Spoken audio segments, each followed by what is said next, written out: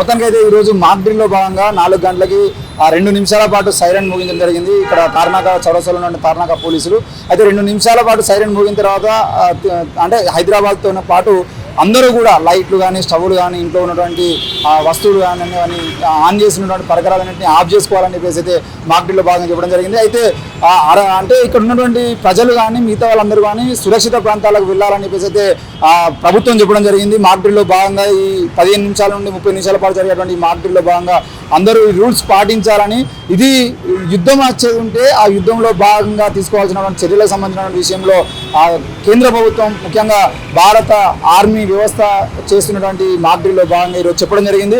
ఉదయం నుండి దీనికి సంబంధించిన విషయం మీద అన్ని మీడియా ఛానళ్ళు కానీ అన్ని పత్రికలు కానీ పూర్తి స్థాయిలో అవగాహన కల్పించేటువంటి ప్రయత్నం అయితే చేస్తూ ఉన్నారు. నిన్నటి నుండి ప్రభుత్వాలు కానీ కేంద్ర ప్రభుత్వం కానీ అందరూ కూడా వివిధ సోషల్ మీడియా మాధ్యమాల ద్వారా కానీ మిగతా మాధ్యమాల ద్వారా కానీ పూర్తి స్థాయిలో మాక్ డ్రిల్కి సంబంధించిన వివరాలు అయితే చెప్పేటువంటి ప్రయత్నం చేస్తూనే ఉన్నారు.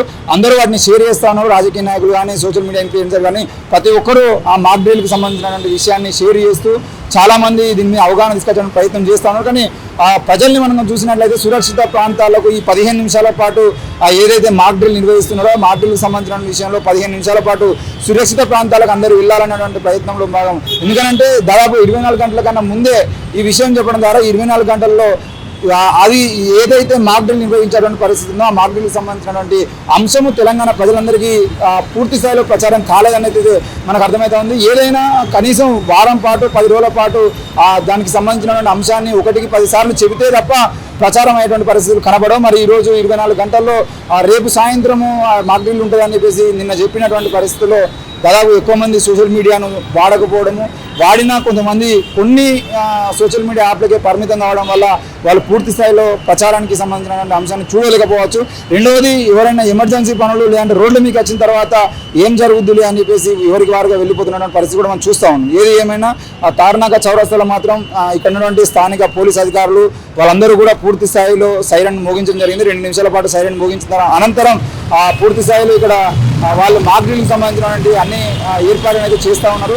ఆ మాక్ డ్రిల్లో భాగంగా ఈ 15 నిమిషాల పాటు ఏదైతే కేంద్ర ప్రభుత్వం నుండి వచ్చినటువంటి ఆదేశాలు ఉన్నాయో ఆ ఆదేశాల మేరకు పూర్తి స్థాయిలో వాళ్ళు వాళ్ళ పనిని పూర్తి స్థాయిలో చేస్తున్నారు. వాళ్ళ విధి నిర్వహణలో భాగంగా వాళ్ళైతే అన్ని రకాలుగా వాళ్ళ విధి నిర్వహణ కొనసాగిస్తూ ఉన్నారు.